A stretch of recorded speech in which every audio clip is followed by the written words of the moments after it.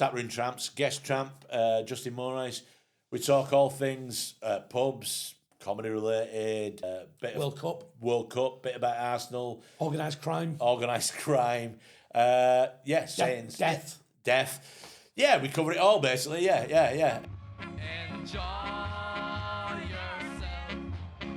It's later than you think. Here we go. We started. It's Tap Room Tramps, guest tramp this week. Very honoured to have a very good friend of mine, Justin Moorhouse. I like the word tramp.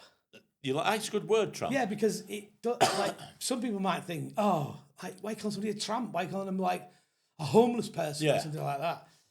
Speaking of someone who has been technically homeless, Right. Okay. in time, doesn't mean that, does it? In our vernacular, No. It means like you say tap room tramp. The other phrase is pub tramp. It's the bloke who'll do anything for 50p. Well, yeah, there's that as well. But the reason it started. Will you eat that, Bill, for a quid? But the reason why I call it Tap Room Tramps is there was a pub years ago I went in. I had my work gear on afterwards, and I was stood in the best room. I didn't know I was stood in the best room. Yeah.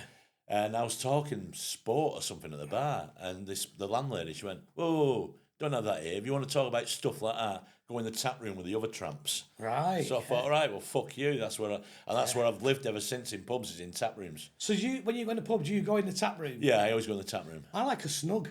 No, I don't like a snug because it's always, I don't know, there's always somebody on their own reading a paper, which I've no problem with. But They shouldn't be in the snug. They should be in the lounge or the tap room. Yeah, they always look if up at you. sport they're reading, they should be in the tap room. There's always somebody with a dog that's a yappy little fucker, but they always tell you it's friendly. Yeah. And it's an horrible little fucking thing. There's usually a couple that are on... I usually find your snug, you'll find a couple that are 30 years into a loveless marriage. Yeah. And just sit there, don't talk. Yeah. He'll go to the bar and she'll get whatever she has with lime and soda. Or what he gets but half. Yeah, exactly. Yeah, exactly. Not hardly a word said between the pair of them. They just sit there in silence. You know, I might have told you this story before, but you remember Sean, who used to produce my radio show? Yeah. Sean loves a pub, right? Yeah. He loves a pub. He used to go to the pub after we'd finished the show. When we did the 1 till 4, that was his perfect show. So Right. he'd finish at 4, and in the summer especially, he'd sit outside with his book. He'd like a couple of pints. And he once went in, there's a pub in Northern called the Jackson's Boat by the River Mersey. Right. And he goes in this pub one tea time and he just looks around and there's a load of middle-aged couples in work gear necking. Really? Yeah. Getting off with each other. Yeah. And he says to the landlady or the bar lady, classic office affair pub. Really? Yeah, you can't see the car park from the road.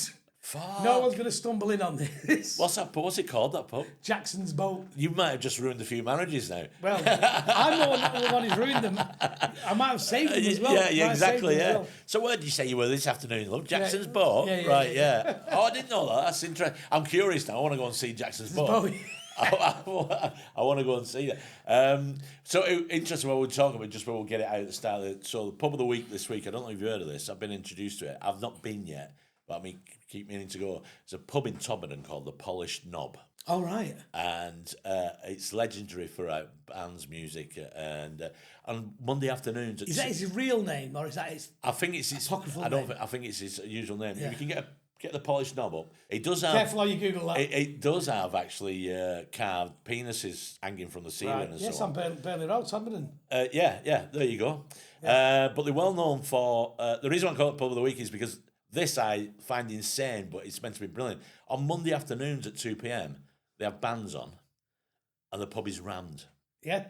Which I think is fantastic. A Monday club. Yeah, sort of like a Monday club. Yeah.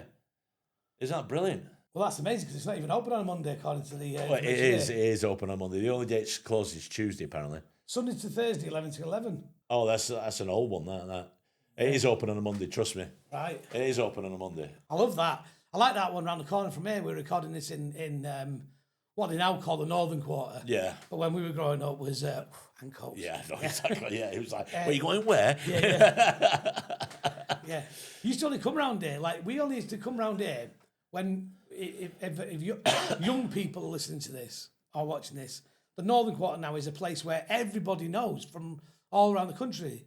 They'll say they came to Manchester. We just went around the Northern Quarter. Yeah. Like it's some kind of thing, isn't it? Yeah.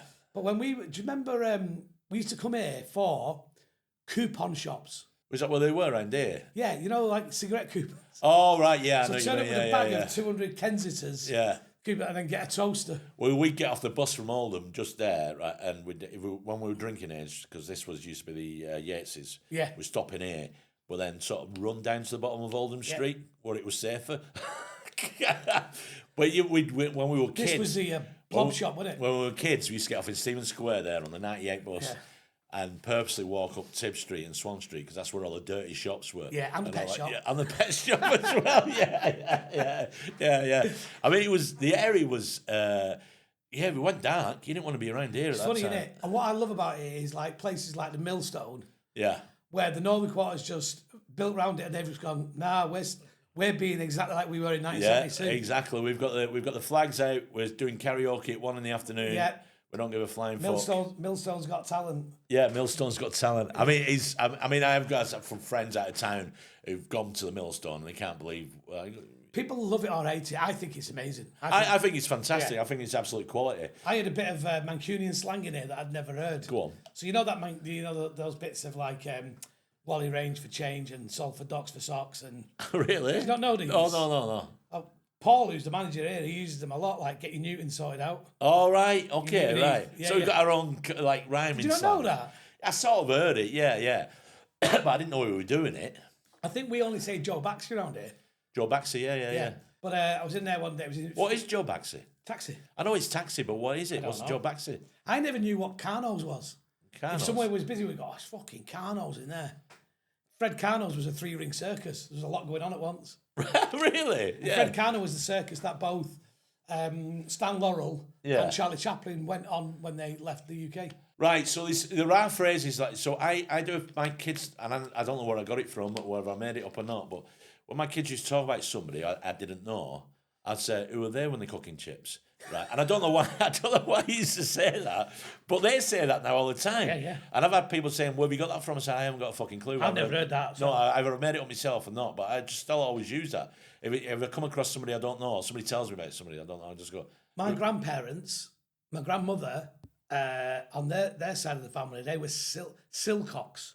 Oh. They were the fair people. Yeah, that's right. I know the Silcocks, yeah. And then they settled in I'll say it like they say it in Ashton-under-Lyne, Hurst, right? Hurst. And if you said to my maternal grandmother, where have you been? She'd say, up Nick and down Ashton. Up Nick and down Ashton. I've heard that one. Yeah. Doesn't make sense, does it? Yeah. This is now turning into like Antiques Roadshow. I know, yeah. I'm fucking old. Yeah, where are you going on your holidays? Far back? Was that as far as the backyard? That was it. Yeah, Argate was the other one, yeah. So the other one that I heard, so in the Millstone the other day, there's a bloke, you know, like as older men, so these blokes who go in the Millstone, like, they probably were printers or butchers or something, but when you see them, they look now, when they're older, they look like they could have been in a gang. We do look very, very, very well presented, you know. Yes, we do. They have that air about them, Yeah. And I've been showing people this as Bit well of because tomfoolery. A bit of tomfoolery. Because one of the most famous gangs from the area is the Quality Street Gang. Have you ever read their Wikipedia page? No, I've never had a cost to. Get the Quality Street Gang up on Wikipedia.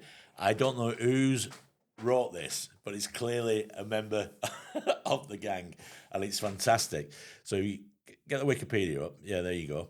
So, name of the gang. Is that what you mean? Yeah. So, what does it say? So, there you go. Quality Street Gang operated in Manchester, England in the 60s, 70s. Although considered by some senior officers of Great Manchester Police to be the instigators of much of Manchester's major crime, some maintain the gang was nothing more than a social friendship between a group of men, most of whom came from Angus. So they were misunderstood. That's the sort of thing where I'm not even getting involved. No. But I like the name apparently came from, they walked in the pub, there was an advert at the time for Quality Street. Yeah. Somebody went, here's a Quality Street gang, because they were all wearing clothes. Yeah. And then somebody probably not connected says, another story says the name came about because most of the gang members were overweight. No, you wouldn't write that about it. Yeah, exactly. That's somebody yeah. having a dig at them, that, isn't it? I don't know if there's something on there, but this story as well is that every city you go to in Britain, there'll be a story that their crime family or turn the craze back at the station. Yeah, so they did them at Piccadilly. Yeah. Everywhere you go. Yeah. You go to Aberdeen. Yeah, the craze came here, you know. The whatever, the Pataudry posse. Patodry posse. So they come from Aberdeen. Yeah. That's it. Yeah. The Patodry posse. Well, they used to have the casuals, didn't they, back in the day? They were well known for it. But organised gangs. Yeah. This is not we were supposed to start this. It'll be 10 minutes. No, it's not. But I tell you what, I just love the fact that every gang now, gang of gangsters could just say, no, we're just friends, we meet in a pub. Yeah. Which, well, you know. Well, you wouldn't do that. You wouldn't do that. Do you know why? Why? Because one of the worst crimes you can commit is conspiracy. So Is that still a crime? Well, yeah, I know you can get. It's not still a crime. It's the major crime. Is that the major crime? That is because conspiracy. Really, this should be our friends' podcast, shouldn't it? The people who know about the law. But conspiracy is about conspiring. So pre-planning, meditation. Right. Yeah. So the gunpowder plot is a tree. Did it come under treason? I'm not an expert on the law now. I'm certainly not an expert on the law. But you must have conspired to do stuff. But not illegal. But if you and I, but right. So if you said to me, "Oh right, really sick of Danny McLaughlin," and I go, "Oh, you should murder him," right? And you go, "How am I going to murder him?" And I go, "Right, well, on a Tuesday he gets chippy tea here and all that." Yeah. And then I can get charged with like murder the same as you. Right, but I'm not going to kill him. But you've conspired to murder him. Wow, so you're in the wrong here. I think there's a phrase after the effect. Oh, I don't know. I don't know. That's and also, I don't want to get involved in this chat about. All right, yeah, but you've all conspired. You'll have been parking into a city. You go, I know where I can park, and I can get away without paying for parking because nobody checks it. Who am I conspiring with, though? Yourself. Somebody in the car. I don't think you can get somebody in the car. The missus. To commit a mate, you can have a mate in the car and just get, look, I can get us out of a £2 parking here. Yeah, no, I'm not. Yeah, it's vague. So the conspiracy. So, Eden, have you ever conspired? Yeah. What? Whoa! Hang on a sec. Right, was it something major? I wouldn't say I'm quite. I just do. I don't think I do. Right, okay, well, there you go. So, yeah. Jean-Paul Sartre of the podcast, Will. Camus. Yeah. I don't think I just do. I just do, yeah. Therefore, I am. I don't conspire. I'm the whatever post-conspiracy is. I've enough problem with perspiration, never mind conspiracy. Perspiration, but conspire, yeah, conspiracy. I've heard this, yeah, conspiracy to act and conspiracy for murder, conspiracy, yeah, for terrorist attacks and so on. Yeah. So that could be the actual getting together and doing it. That's what they want to nail you on. Right. Okay. I believe so. I'm not. But once again, anybody listening to this podcast or indeed watching the video version, visual version of it, I am. Please do not take anything I say as advice. But I think what good advice is as well is if you are conspiring to commit a major crime, be careful who you conspire with, and don't record it. On a podcast. Yeah. I don't know if don't make a lasting record which is then broadcast. Well, yeah. I mean, yeah. I'm not conspiring to commit any crimes. But apparently, there will be some people out there, and I've got some friends who believe that the government is conspiring against us all the time. I had a good one.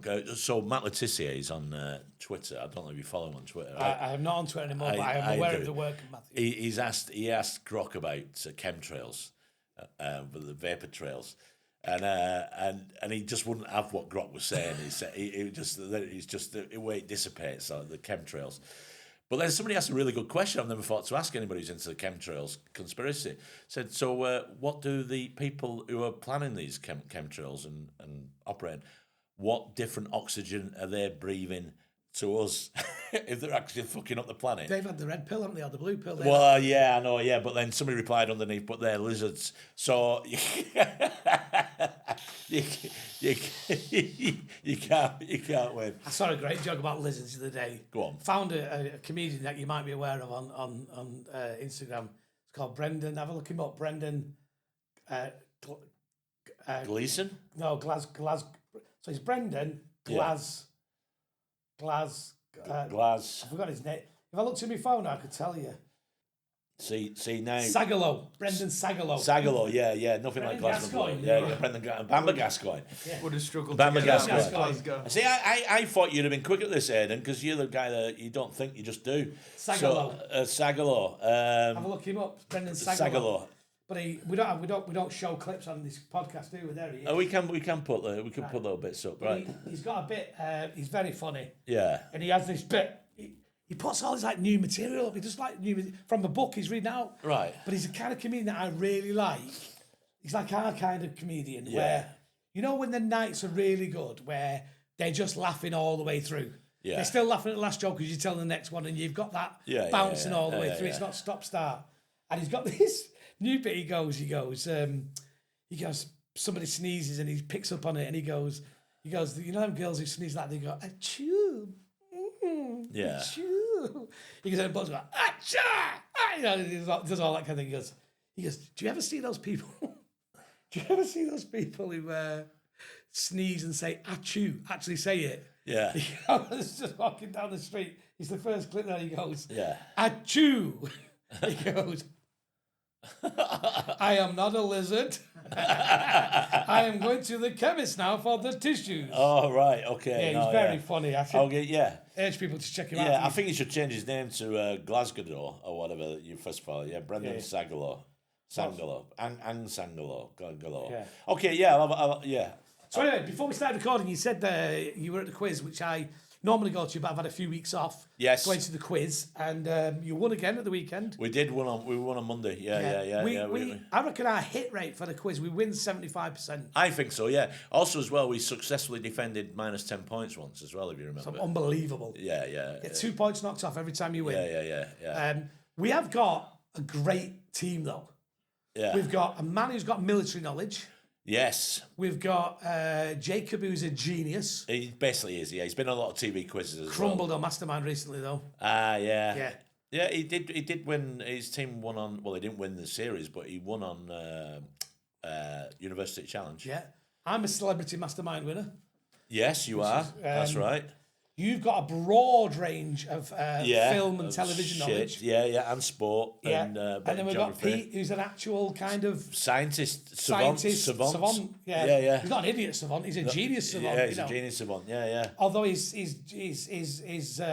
world is numbers, and then he forgot that 5 was a prime number once. That's right. Yeah, we lost the quiz because if he got that 5 was a prime number. But we're also in the same room as 3 other people, 3 other teams that had member on the team that had got a maths degree from university, and they all forgot 5 was a fucking prime number. Yeah, it's very good. Fucking idiots. So you did the quiz. It's a very good quiz. We used to go to another one, and we fell out with them because Mick's curmudgeonly. And I'm not curmudgeonly. All right, I'll explain what it is. We ain't named the pub, but what it is we used to go in there every Monday to do the quiz. We'd book a table. For years? For years. We'd book a table and we'd spend money. We'd actually spend money. We'd buy food, we'd buy drinks. Some people used to go to the quiz and get a glass of Coke and make it last them all night. Not us. We did that. And then every time, we got to a stage where we were booking a table, then we'd turn up the week after and we were being told that the booking was not valid. I think there was 1 or 2 people in that pub who got a bit grumpy at us winning a lot. Do you think that's what it was? Yeah, the standard wasn't that high at that quiz. No, it was, because it's that paper one they did, yeah. Probably good for us that we moved on. Probably was, because it actually took us a fair few goes to get good at this other one, actually, because of the pacing of it and the writing of it. Yeah, you've got to get He's very good. Yeah, he's really good. So, this is one question. This is a cracking one, this. Yeah. You probably know it, but we had a good thing about it, and we got the right answer eventually, so let me get this up. Yeah, I'll write a quiz, and when people keep winning, everyone just gets annoyed. Yeah. It's kind of annoying for the quiz host as well, because you start losing teams around the good team. Well, it's a good mix. We went a couple of weeks ago, we didn't win, so there's always a good team in there. So, Oscar, Zoroaster, Padraig, Isaac, Norman, Henkel, Emmanuel, Ambrose, Diggs. Who is that? Say again. Oscar, Zoroaster, Padraig, Isaac, Norman, Henkel, Emmanuel, Ambrose, Diggs. Can I ask a couple of... Can I go on then, go on. Play a game with it? All right, go on then. Is that a fictional character? It's fictional. It's a fictional character. Is he from a children's television programme? No. Oh, so it's not from Sesame Street. No. It does sound like it could be. Yeah. Zorro? No. Oh, who is it? Wizard of Oz. That's his name. Oh, is it? That's what he's called. Right. Good question. You either know or you can't get to it. Well, we sort of did. We were flirting with it because we kept thinking, is it one of these one-word Brazilian football players? Yeah. Which he sounds like it might be. Yeah, it could have easily been. Yeah. Anyway, it was Jacob Boy Genius who went, no, I think it's Wizard of Oz. And I went, all right. And he was correct. Frank L. Baum's Wizard of Oz. Frank L. Baum. Baum or whatever it's called, I'm not, I don't like the Wizard of Oz. Right. Well, do you know it does have a sort of a cult as well? You know, they'll do a screening of it at a cinema and people go dressed as characters and sing along to the film. Yeah, they do that, and they do that with... Rocky Horror Picture Show. Yeah. I don't know if they do it with anything else, do they? No, we don't have any of that sort of thing around here, do we? What? We don't have fun things like that. We don't do that. We must do. I mean, if there was a musical you're going to go and sing along to, I mean, I don't know. Probably Grease. Sing along to Grease? Yeah, you could sing along to Producers. All the producers, yes. That would be a good one to sing along to. Be awkward getting in fancy dress going to the... going to the cinema to watch it. Why do you automatically think you're going to go as the Nazi? Well, exactly. That's all everybody's thinking straight away, isn't it? That's what you're going as. Well, who else are you going as? I'd go as Roger Debris. Keep it gay, keep it gay, keep it gay. Who do you identify as in The Wizard of Oz? Because that's a question, isn't it? The four main characters, who would you be? Oh, right. I think you're the Cowardly Lion. Why? Because you're like raw meat and you're not very courageous. I'm not very courageous. What makes you think I'm not courageous? No, I think you'd be. I think you've got a big heart, so I think you'd be the Cowardly Lion. Right. Okay. Yeah. All right. I would be Dorothy. You would not be Dorothy. I've been Dorothy. You have been Dorothy. I was Dorothy in the Scouts production of The Wizard of Oz. What? Swapped the role as well, because we're all in the Scouts. We're all doing The Wizard of Oz. We did a draw, and my mate got to be Wizard of Oz, and he was not happy about it. Right. And you Google it. You don't Google me with Dorothy. Yeah. I don't think there's pictures out there. Did you dress up as Dorothy? Yeah. All right. Okay. Yeah. And had white gloves on. I threw myself into it. Yeah. Well, when was this? There's no pictures. When I was about 11 or 12 or something like that, 40 odd years ago, before the internet. Oh, before the internet? Yeah. Oh, right. Okay. Oh, so it was a school production. He's in the Scouts. Oh, the Scouts? Yeah. I thought you said Scouse. Scouts Wizard of Oz. I thought you said... I'd love to see the wizard. I actually thought you said the Scouse Wizard of Oz. I was like, what the fuck? This would be fucking brilliant. Yeah. Not fucking scared of anyone, Yeah. Go and get the ruby slippers. Fucking no problem. Yeah. There'd be 110s, wouldn't it? Yeah. Like 110s. And when the storm was going to have purple bins everywhere. Yeah, we welcome you to Merseyside. On behalf of the Scally Stick Men. Probably the only play they've not done at the Royal Court, that, isn't it? What, the Scouts? I wouldn't have done a Scouts Wizard of Oz. I bet they have. They must have. Because they've done Little Scouts on the Prairie. They haven't, Pacific. have they? They've done Little Scouts on the Prairie, Scouts Pacific. You're shitting me, I didn't know this. Google this. So, Royal Court, Scouts Productions, they do loads of them. Really? Yeah, the Scout... Oh, it's the Royal Court, yeah, I know what they do, yes, exactly, yeah. Brick up the tunnel. Yeah. I was there once when they used to do Rawhide Comedy Night there, and they were throwing out a couple because they were... all come Ed, ye faithful. They were all come Ed. So the Royal Court, they were kicking out... This is absolutely true story. They were kicking out a couple that were having saying a bit too amorous in the audience while the comedy night was on. This is the Royal Court. Yeah. A little bit. And I'm going out for a smoke at the back. She's arguing, the woman, with the doorman going, but we weren't having sex. We weren't having sex. Right? This is a bit. We weren't having sex. He was just licking me out.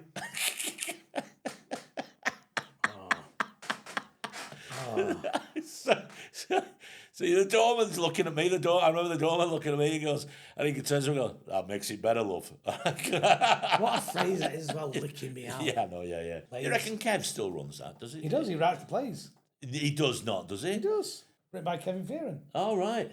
Scouts Nativity. Scouts Snow White. Scouts Red Riding Hood. I don't know if there's a list. What? See, back in the day, I mean, it was like legendary. But next door to it was a pub called the Penny Whistle, which was fucking incredibly rough. Yeah. Well, They've got it now, haven't they? yeah, but they'd have karaoke on all day, right, from like 11 in the morning till 9.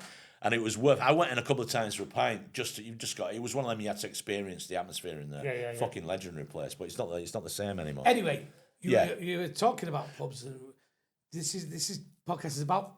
Well, you aimed at pubs, the Tap Room Tramps, the best room in a pub, the idea of it being you talk about all things that you would talk about in a pub, basically. Yeah. It's a funny thing, really, because I, as you know, not drank for a long time. No, that's true. But I like a pub. Yeah. I tell you what, I watched a Billy Connolly thing on BBC a couple of years ago when he goes to Glasgow and he's doing that like a retrospective, and he just says, "I just miss the company of men." Right. Because he obviously was a big drinker, and pubs are just the places where you can, and they're changing now. Obviously, it's a shame, really. Pubs used to be the heartbeat of a community. Yeah, that's right. That sort of thing. But I just like the idea of walking in. Yeah. But I was telling somebody this the other day, and they laughed their head off. They thought I was like a little old man. I was like 16, 17, right? I started my first job, and I worked in town. And it's 16. You should have a couple of pints at lunchtime. 16. Yeah. So a couple of pints. Tenant super. Fucking hell. Tenant extra super as they can, wasn't it? Yeah. Tenant extra the black one. Jesus Christ. In the long bar, the place next door underneath Rotters. Right. We used to go there because I used to work opposite there. And then we finished work at like 5 o'clock. And this was probably just before the pubs changed to all day drinking. Yeah. So I get home for like 5:30 as the pub was opening, and I go for a pint at 16. So I'd go for that's real old man behaviour. It gets better, right? So I'd do that. I'd have a couple of pints and go home. So I had 2 at lunchtime. I had 2 at tea time. I go home, and my mum and dad were drinkers. Right. Drinkers. Yeah. They weren't pub goers. They were drinkers. Right. There's a difference, isn't there? Yeah, there is. Yeah. And they'd go, "Where have you been?" I go, "Oh, just go for a couple at the George, at the Dragon." Yeah. And they go, "Oh, it's a slippery slope." Yeah. And I'm thinking they're not knocking the vodka back in the evening. They're opening. Their big thing was 5 o'clock. Yeah. That's their. And then I wouldn't stay in the pub all night. Sometimes I'd go out and meet my pals or do whatever we did. We'd go out for a night out. But on a normal Wednesday, nothing happening. I'll have had 2 at lunchtime, 2 on the way home, and then I take the dog for the last half hour. That was proper old man. That's like proper old man. Yeah. 17. Yeah, going for the last hour was a thing. My dad used to do it, and a couple of neighbours used to do it often. They'd go for the last hour. It's a misnomer, isn't it? They say, I just go. That's how they justify it. Yeah. I just go for the last half hour. Yeah. What, 9:30? Yeah, exactly. 9. Yeah. I came a snooker first. I've never been to that. I mean, I can drink and stay, but I've tried that a couple of times when I'd work. I'd have a pint at lunch. Not for me.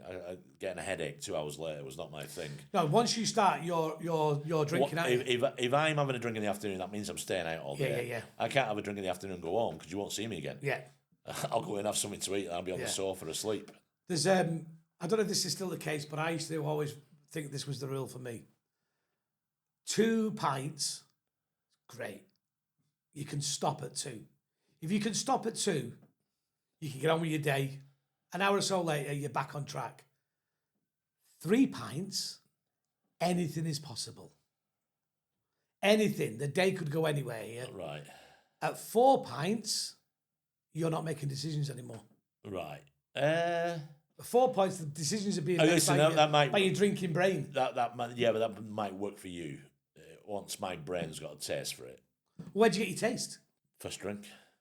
So you're an alcoholic, clearly. So I'm not an alcoholic. So after 1 pint, your brain's telling you can't No, stop. it's not. I've done it. I can be reasonable. I can go for a pint in the afternoon and then go home and so on. But There's a famous video of Liam Gallagher talking about this, isn't it? It's very funny. Is it really? Yeah, there's people go fucking 1 pint. Fuck, if we're going for a drink, we're fucking on it. Yeah, I know. You know? Yeah, I'm sort of that mode. That's why I don't. Thing. That's why I don't drink. Yeah. Because you remember me when I drank. Yes. I didn't drink every time we went out. No. Every night time I worked. No. But when I did. Yeah. I was an express train. I couldn't stop myself. I mean, I only drink a couple of nights a week. That's it. That's all I do. It's a couple of nights a week. But if I'm having a your drink, capacity though, Mick. Well, legendary. Well, no. Well, it's sort of slowing down now. I actually physically, I actually haven't had a pint for over 6 weeks. If I'm drinking now, I just drink short spirits. It's a diet I'm on. I'm on a journey. I've been mentioning this last few weeks, but I'm on a journey. He also does the thing. You're just going, not drinking. I'm just on the white wine. That's the biggest glass you can get. But do you put ice in it as well sometimes? No, I don't. I could never put ice in wine. But people do, or soda. I mean, I stopped drinking white wine as well because that's too many calories in it. But I see that was part of the problem. If I was on a night out and I had a couple of bottles of white wine, I didn't see it as alcohol. Just saw it as a pleasant way of getting drunk. But when I talk about your capacity, I don't mean for the volume, but for the time. Yeah. You're an endurance drinker. Yeah. You know, we've been on nights out. I've been on nights out with you where we've done the bars, we've been to the late night club, we've done the after hours pub, we've gone back to someone's for after. We were at a party once, and this dates it. Do you remember when people used to have ringtones on the phones? Yeah. I used to go, "It's the wife," and I was using my phone for the sound system. I was like, and I'd gone out on a Saturday night and gone, "I'm only going out I'm not drinking tonight," and then got there, got a couple of pints in, and then got to leave my car in the NCP, which is that's already cost you 30 quid. Yeah. Yeah. And then she's gone, "Don't kick the ass out of it." And I've gone, "None." And then at 5:30, when your phone's going, "It's the what?" It's almost that was a bad occasion.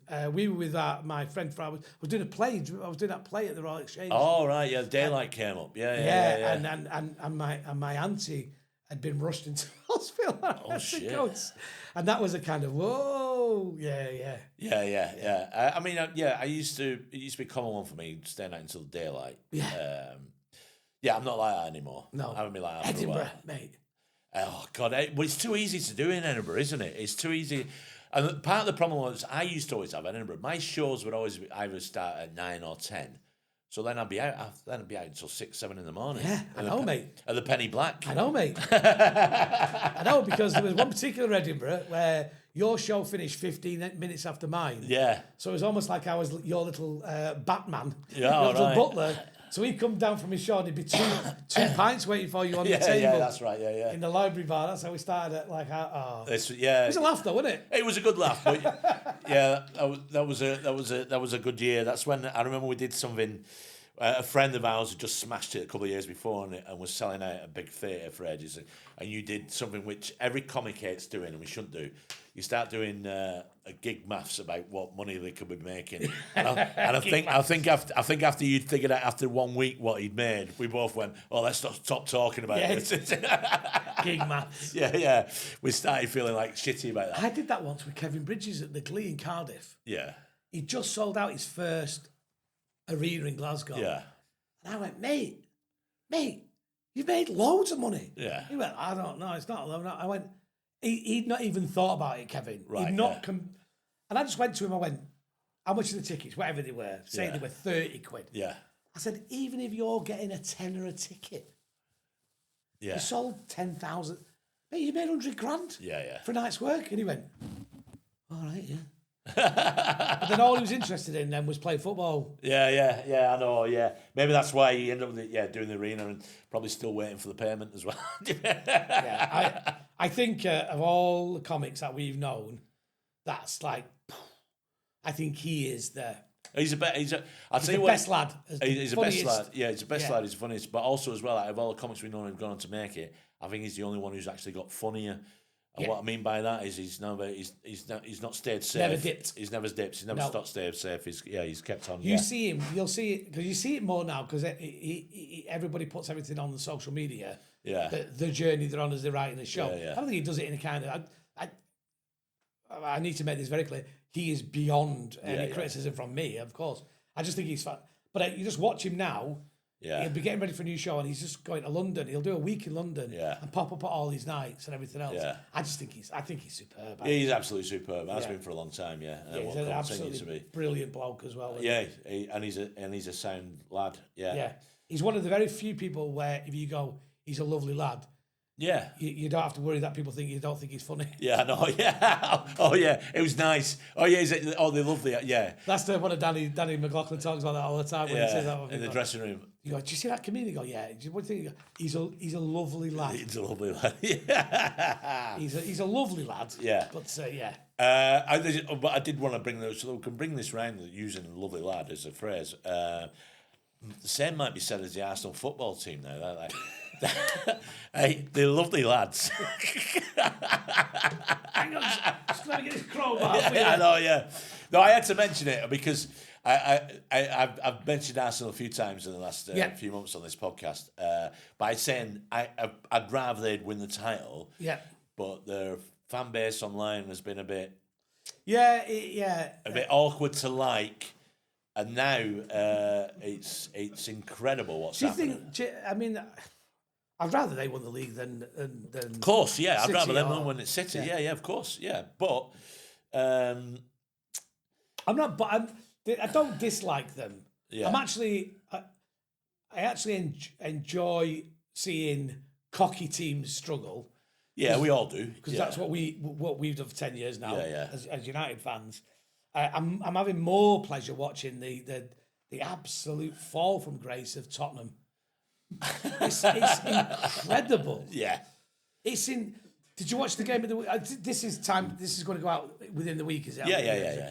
So Tottenham, they've not won a game for nearly all year. I think it's all year, isn't it? They've not won a game. Yeah. They go 2-1 ahead in the game, and there's 10 minutes to go, and the kid who scores the goal, it's a cracking goal. He dives in the crowd. He takes his shirt off. He gets booked for it. Yeah. He does all that thing. And then, if you watched it, I watched it live. Seen it. He goes back into once all the players have gone. He then goes back into the crowd for the photo. Oh fucking right? hell! I'm thinking there's 10 minutes to go. Yeah. You know. Yeah, switch on. Yeah, I've seen Sunday League teams where they're 10-0 up. Yeah. And they get back to the kickoff and they go 0-0 lads. Yeah, but Spurs did that against us United. Charlison, at stoppage time, he thought he'd scored the winner. Yeah. Went ballistic, shirts off everywhere, knee slides everywhere. They thought he'd won it. And then, he got the not equaliser. disciplined.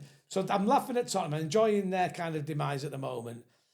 Chelsea again are now on a slippy slope. That's quite funny. I do like Arsenal. I think Arteta, he just, all this, you see the things he does. Yeah. He set a fire in the changing room last week. What? He came in and lit a fire. Do you know why? Why? I mean, we're not stretching the analogies very far because they want us to be on fire at the weekend. He started a fire. I'd have him sacked. He bought a dog for the squad. He's got a squad dog. Well, I bet that's been put down. Tottenham dog's gone down already. The Tottenham dog's been dead for a long fucking time. But he brought a dog like a squad dog.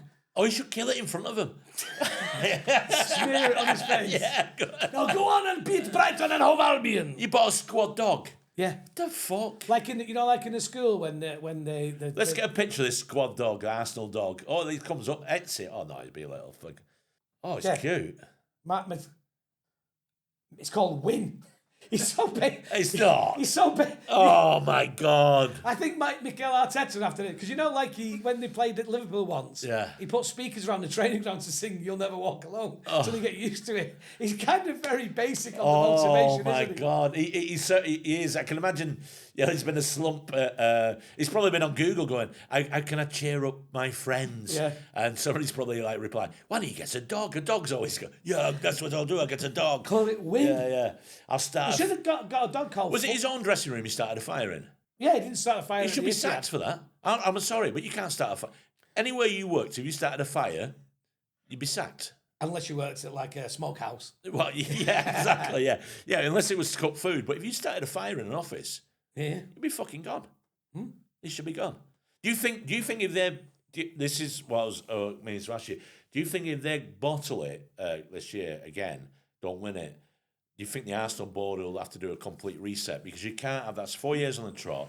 You can't have that. I don't think you can have that lingering around the club and that mentality. Arteta expressed feeling on fire before the game, but from an Arsenal, fire goes beyond mere metaphor. Reveals that real fire was indeed lit at London Colney. I bet. Oh, for fuck's no, it's not in the dressing room. Right. It's outside.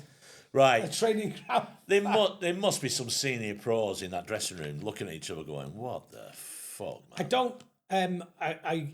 I don't often watch all the football podcast shows, but I watched a clip of them talking about Ian Wright is distraught. He's kind of It's unbelievable. So upset. Yeah. But they talked about who is in that squad. Yeah. To get him over the line to win your first one.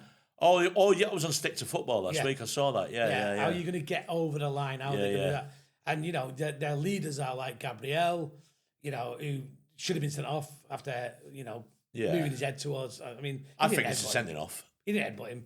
He didn't headbutt him, but you can see. Yeah, it's aggression. Yeah, if Ireland had gone down, imagine any other. Well, somebody said if it was the other way around, Gabriel probably would have gone down and pretended he'd been hurt. So silly, isn't it? It is silly. Pressure's getting to them, it's clear, but yeah, I mean, have they got anybody in that dressing room you think can? But has the pressure been getting to them since everyone said, "Will the pressure get to them?" I think they probably watched too much. Of course, the pressure. I mean, they can still win it. All they have to do is match City for the results for the rest of the season and score more goals. What are in your career? Big things like when we've both done like televised stuff for the telly. Yeah. Do you feel any different before that than you would do an ordinary gig? Yeah. Yeah, I don't cope with that pressure very well. No, I don't like it. Well, we've been together where I absolutely bollocks one up. Do you remember? Yeah, I mean, you got another shot at it. Yeah. It's a shame they put out the old footage though. We were just for context, we were recording the Comedy Store television program, which was a very lovely recording. Yeah, it was Monday night at the Comedy Store in London, which is a great venue. Yeah, absolutely perfect. Bang, bang, bang, bang. Michael McIntyre early on in his kind of ascent. Yeah, he was hosting it. Yeah, he was hosting it. He wasn't famous, but he was on the cusp, smashing it on the circuit, wasn't he? Yeah. And he'd done a great job of it. And I was on first. It was like 6:30, and I did the normal routine. I did the routine I was going to do. I just called a woman a bitch just for some. Yeah. I just don't even know why. I don't know why I did it. Yeah. I just panicked. I know. What's weird as well is he didn't know he'd done it, and he was looking through his notes in the dressing room, and the third line said "call woman bitch." It didn't. But I do remember it. It was just odd, wasn't it? Yeah. I lost them, and you've only got like 10 minutes to record. Exactly. Yeah. And I said, do you remember? I went, look, I'm actually ruined. And they weren't recording programs; they were recording sets, and then they decide. Yeah, what's going on? I've got a little story about that actually. But so they do all that, and I said, look, I'm tanking the night here. I'm going to go off, let Michael come back on, get the night going again, and all that. And then I went to the back of the room and I said to the producers, who they were friendly people around, and I went, Anthony. Yeah, I said, absolutely full up. I'm really sorry, Anthony. I don't know how I did it. He went, I'm really glad that you sort of like stopped. And he goes, and I went back the week afterwards, and it was fine. I redid it. Called her a cow instead of a bitch. Yeah. What was awkward? Same woman. I had to pay for her for a hotel and a train to come back the week after so I could abuse her again for continuity purposes. Yeah. But Cochrane was telling me once, Alan Cochrane, that he went in the offices after he'd filmed his for something because they wanted to ask him about something he'd said. What did it mean when they were doing the edit to make sure that it was right? Yeah. And there's a big whiteboard on the wall. And he just said, for example, like Mick Ferry, Alan Cochrane, Justin Moorhouse, Alan Carr, Tony Smith, Peter Joe, bad gig, bad gig, bad gig, bad gig, bad gig. And he went, Jesus, what's that? Did they all have bad gigs? He went, oh, no. In their sets, they all did a routine about a bad gig. So we have to make sure they're not on the same programme. Right. See, now I've never done any. I've never done one of them bad gig stories. But there are a few of them, aren't there? There was a lot of comics. That's all they talked about. Was gigs that happened before. Gigs that happened before. You used to say that, didn't you? Yeah. What did they do for the first gig? Yeah, exactly. Yeah. They just had a bad gig. Yeah, exactly. Yeah. Then the second gig, they talked about how bad it was. Yeah, exactly. Yeah, I couldn't believe it. It's like it's. Yeah, I mean, you wanted to shout out sometimes. Go, well, we should have been at that gig then instead of this one. Somewhere we should, it's fucking. I've told you why I want to shout out. Go on, what? That's why, as a comedian, you often think of the perfect act. Like when we're at the football match, and as comedians, me and Mick will sit there watching, and the away fans sing to us, and we just think we've got absolutely impeccable comebacks here, but we cannot cajole 4,000 people to sing along with us with something witty designed to embarrass them and get them quite quickly. because the comebacks are always shit. Your shit, no, your shit. That's all it is at a football match, isn't it? So my favourite heckle that I want to do, I'm at a gig in my perfect gig. I'm watching this gig. There's a comedian on, and he's a workaday comic. He's a perfunctory. He's the kind of guy that if you were running a night and Mick cancelled and they said he's available, you go, oh, okay, he's in town. You know, Right, okay. You know, he's a safe pair of hands. Yeah. Doing the job. Yeah. Fine. You're not bothered if you book him or you don't book him. Right. You wouldn't worry about following him. This is the kind of comedian I'm talking about. Right, Because female comedians can be bad as well. Yes. It's got to be make sure give them equal Yeah. opportunity to be. The comedian that does a joke that gets either a bigger laugh than normal or and they say this phrase, and I'll do it, they go, took the rest of the day off when I wrote that. Right? Oh. So my problem with that is, I don't think you should ever tell the audience you've written it. Yeah. In my opinion. Yes. Especially if you're a conversational comedian or whatever. If you're a one-liner, of course, you can understand that. But to the rest of the day off when I wrote that. And I've always wanted to be at the back of the room and just shouted, you should have carried on writing, mate. You were in an unusual rich vein of form that day. That joke stands out like a diamond in the sea of shite that preceded it and shall follow. and then my follow-up would be, do you realise Dolly Parton wrote both Jolene and I Will Always Love You on the same day? She didn't take the rest of the day off. So this is sort of like a well-constructed sort of essay of... I think it's probably when I quit doing comedy. I'll just go around comedy clubs. Yes. Wait for somebody to say that. And I've got a list of people who say it. When I wrote that, I took the rest of the day off. I go, so who then took over cooking the burgers? What did your boss say when you walked out? Technically, you're not actually at work when you're in the facility, are you? Such a weird thing, that, isn't it? We're all guilty of this as well, and you do that. This is a trait of yours, and this is not criticism; it's an observation, but it is criticism. All right, okay. Go on. You've been known to have gone, and I swear this is true. In my sort of kind of awkward head, I'm thinking, so the rest of it isn't. Yeah, I know what you mean. Yeah. I've been aware when I've said that. Sometimes you do that, yeah.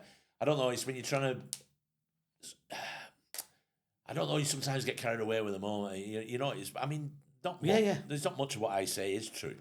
You know, I've had people come up to me afterwards about routines and gone, so when did that happen? I go, well, it fucking didn't. I remember I've had a couple of people say, oh, I can only write things that really happened. I said, well, you're missing the main purpose of the job. You don't... Do they not start true for you? Some will. Some will start in truth. So you could... Wow. So you can write a routine complete... So you just make stuff up? Yeah. And say, this happened? Yeah. Do you never preface it with imagine? No. Wow. Why would you? You're a fucking fraud. Oh, why am I a fucking fraud? Well, fucking Stephen King. Sorry, Stephen King. So he never writes. Stephen King, you need to. But every book he writes out, he doesn't go my 18th memoir. He doesn't say it's true. No, he needs to preface and everyone go. Imagine if this happened. He does by saying this is a work of fiction. Everybody knows what you're I know, but I mean, it's all a work of fiction. You're on stage. Fuck's sake. All right, so I mean, no, I tell funny stories. I tell stories very well. That are absolute things that have happened. The remarkable thing that somebody in the shop said to you, which you sometimes hear, they go, and it's the best thing you've ever fucking heard, which it clearly, it never is. But no, I'm not having it. I can. Some things are starting. I'm thinking about. I had a routine about a cunt scale, right? And but it all started off with a woman at the end of a gig once saying. She found it confusing that she laughed at me because she doesn't normally laugh at ugly men. So that's how it started, right? so that's how it started. So that ended up being like a few-minute routine, that. But that started in truth. I'm thinking about my show now that I've nearly finished, my tour show, and it's all rooted in truth. It's all like, I think sometimes you slightly exaggerate. You should do stuff. Yeah, you can. If you told everything matter of factly how it is, it's. Yeah, I was in Austria and Deirdre O'Kane you know, the Irish comedian. Yeah, She's funny. She was just talking about comedy. She went, do you know, some of these comedians now, they just tell you what happened.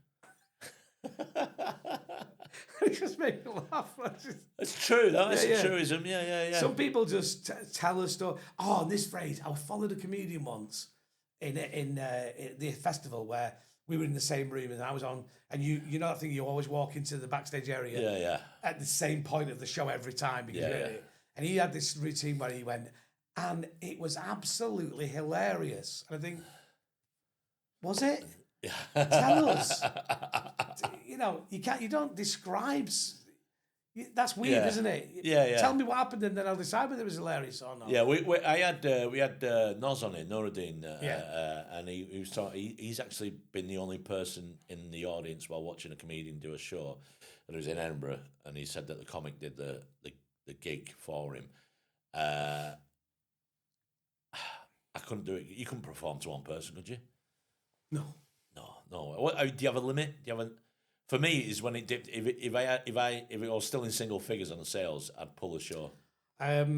There's legendary stories, isn't there? Of what's the fella called? No longer with us now. Rest in peace. From Stockport, round here, bald guy, Steve. Yeah. I know what you mean. Yeah. You get to a gig with him, and he was old school. Yeah. And he was in like going somewhere, Preston, and there's like 14 people in the audience.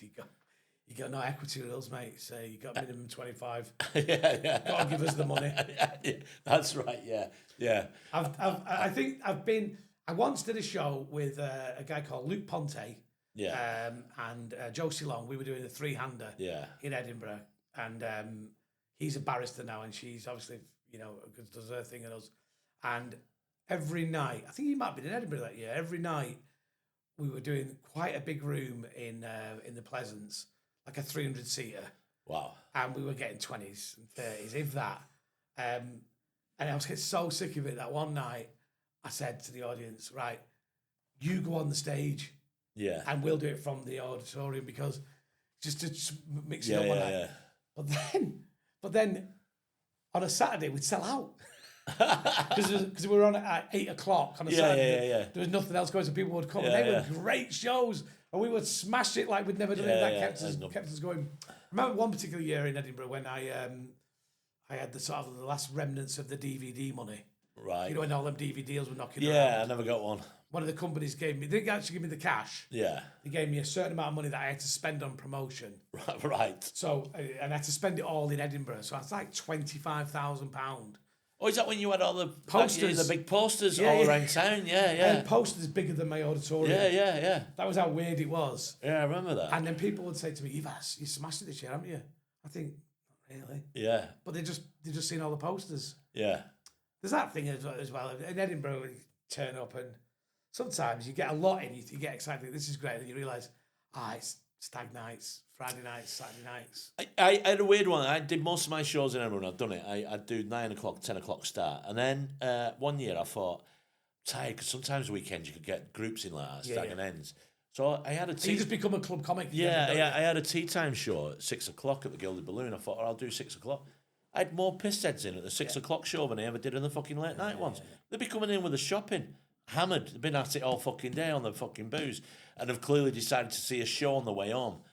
It'd be full of more cunts, pissed up cunts in that. Oh, it was awful. I want to do. So next time I go to Edinburgh, which will probably be next year, I do a stand-up show. You're going to go back, are you? Yeah, I enjoy it. I enjoy it.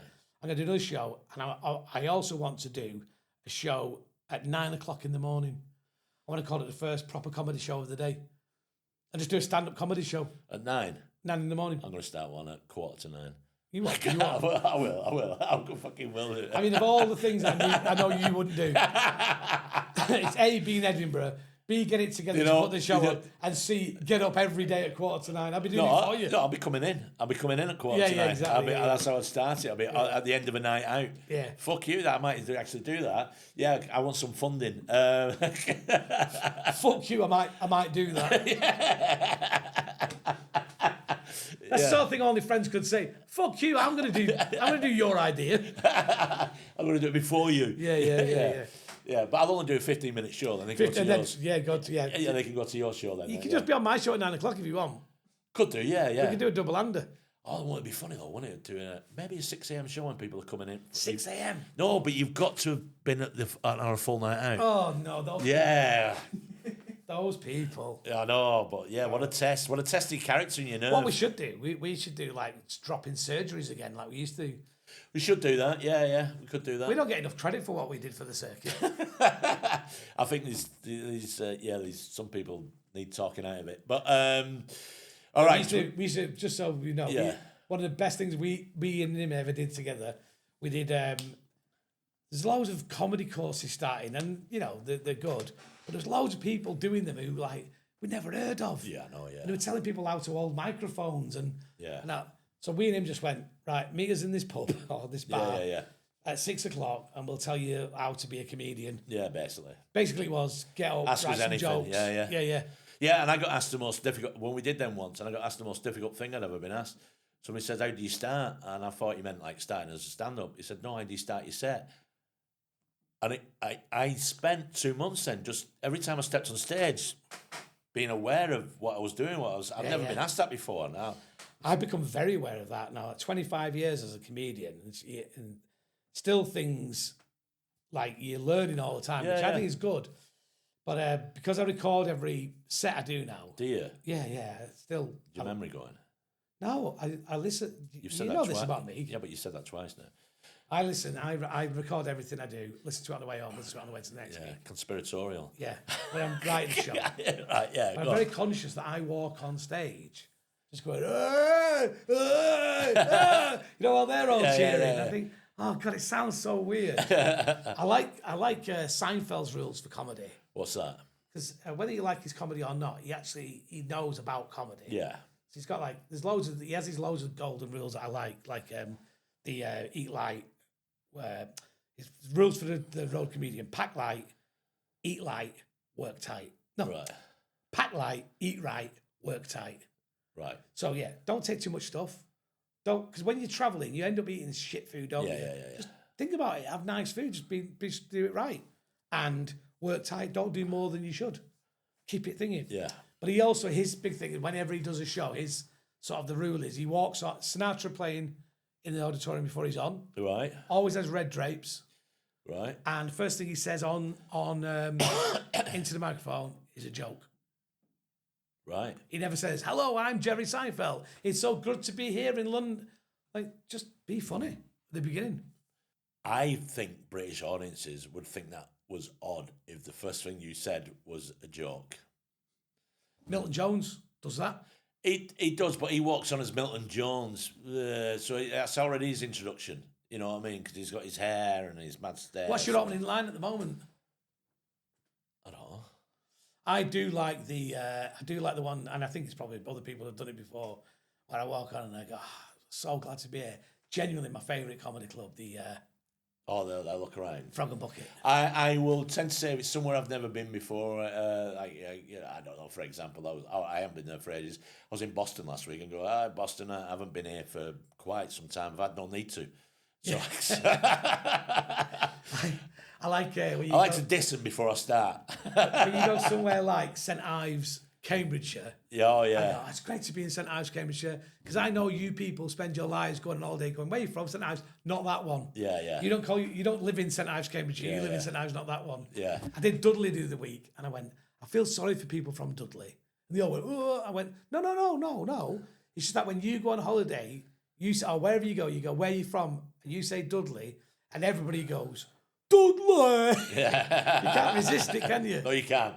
No, but that's a rule. You've got to talk to somebody like that from the... Alfie Joey's got a great one that he does sometimes, where if you're doing a gig, say like you say in Boston or Lincolnshire, for example, or somewhere where you've done a bit of countryside driving, as you get there, he goes, when I was getting here, it's like round up over the bridges, round it goes. I felt like Postman Pat when I arrived.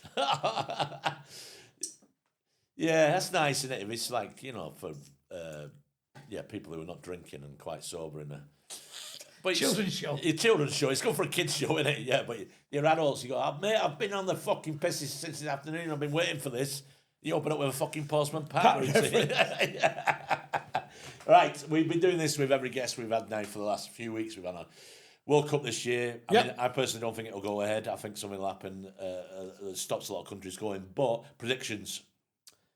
England will win a game. The country will get very excited. Yeah, I'm not talking about England. Who do you think will win it? Do you know who I like? I like Uruguay, and I like their less sable team, Paraguay. Oh, yeah, but That's what that is from. I wrote that joke in 2002. Yeah. And it was in a routine I did about going watching World Cup round at John Bishop's house. Right. And his wife came back in and bollocked him because he'd left the bowl out with Weetabix on. Right. That's one of the worst things you can leave. Oh, it's the worst thing you can fucking do. It's like concrete. And she did a big thing about going, put it in, not on, in. Right. So I think who are the favourites? Well, France. France. I like France. Yeah. I'm going to have a sneaky outside bet. Mine is Portugal. Just think it might be a perfect Everybody's sneaky outside bet is Portugal. It used to be Belgium, didn't it? No, Belgium. But France. It's either France or Argentina, isn't it? Yeah. Well, we haven't seen the full picture here because he's given us... Well, you know what? Scotland might get out of their group because Haiti are not allowed into the States. Well, they're not playing him in Canada or Mexico. Oh, will they play them there? They might do. Yeah. Anyway, you can't... I think it might be... I think England could do it, They could do it again. I think that's what we're... I don't know if they've ever won it before, England. Who are you supporting? Because you're not English, are you? Oh, I am. I'm half English.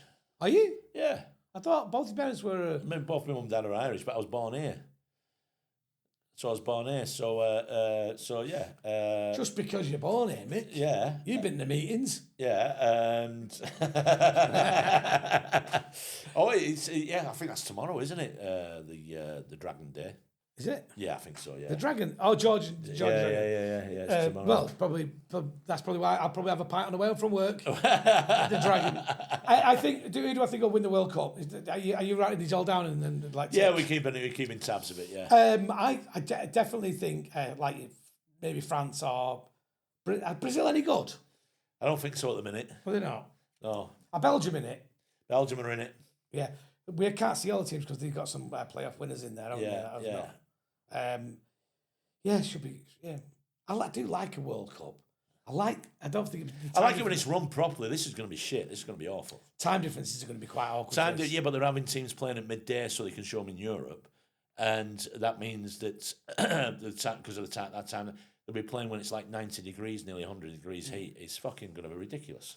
What I do like about the World Cup is in that first week, where you watch every game for about 4 days, and you wear it as a pride. Yeah.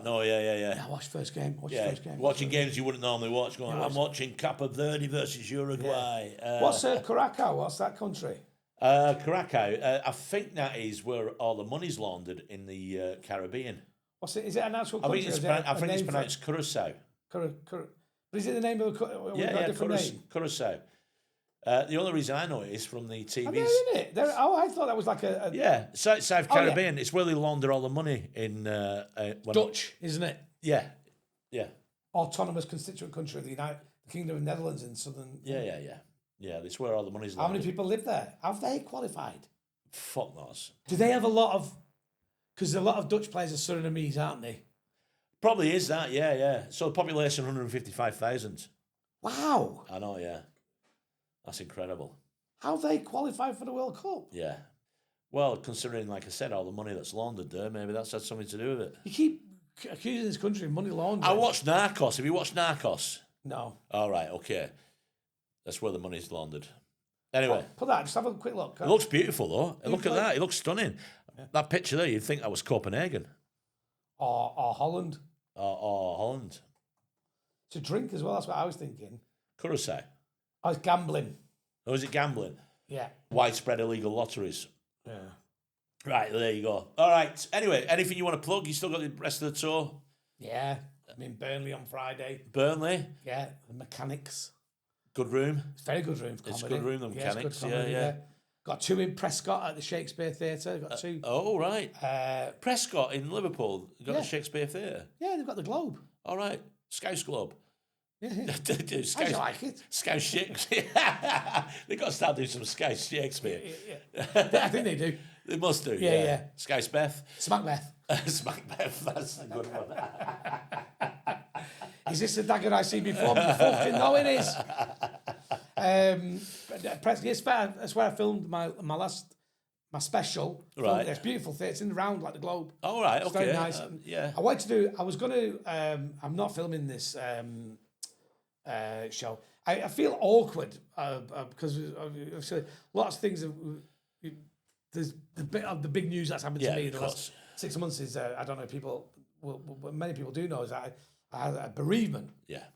So I've kind of changed the sort of like ambitions for the tour and the way I've been doing things, and it's kind of like every little thing like that makes me think, oh, Barney, my son Barney passed away, and he was there last time, and it was so it's kind of bittersweet. A lot of these things we're doing now. To tell you something, this is not funny, but it's an interesting thing that's happened to me this week. Go on. So my son very quickly passed away in December. And it's been a really tough, horrible, kind of hard time, blah, blah, blah, blah. But something's happened that's just so awkwardly awful that if you don't use your WhatsApp account for 120 days, it deactivates. So over the last few days, any group chat I've been in that Barney was in... He's been disappearing from the... Barney Moorhouse has left the group. Oh, fucking hell, man. Yeah. Shit. And I'm thinking, well, I know he has. I'm quite aware of that. But what a reminder to... But on all, an horrible kind of, I think they need to look at that. It's kind of a weird... It is, isn't it? Thing, yeah. Yes. Thanks for ending the podcast on such a high note. Well, yeah, also as well, not valuable lesson. If you're in a podcast group and you're not spoke to anybody for a long time, and then all of a sudden get a message that they've left the group, I'd check in with the family. Yeah, if you've not found out in 4 months that one of your besties has passed away, Well, I mean, that's the kind of relationship I have most of my besties. But if you've not used, who's not using WhatsApp now? I don't understand the WhatsApp. Young people I know, like my nieces, like they'll go, what? Right, so Barney was 28, and his pals, I'm pal, like I still know. Like if I send them a message on iMessage or whatever, they never see it. Yeah, why? They spend their lives on WhatsApp. They don't look at messages. I get annoyed when people call me on WhatsApp or Messenger. Yeah, I got Messenger. I said, who's paying for phone calls now? Phone me on your proper fucking line. Yeah. When you get a message call from WhatsApp, you go, what the fuck? Often the signal's better. And then I find when I'm replying, I'll go to the call, I'm then calling on WhatsApp as well. And I go, oh, yeah, fucker. Yeah, chemtrails, mate. Yeah. That's what's happening. We're being listened to. Thanks very much. Thank you. Yeah, it's been a pleasure. Absolute pleasure. Am I a tap room tramp? You are, yes. Enjoy your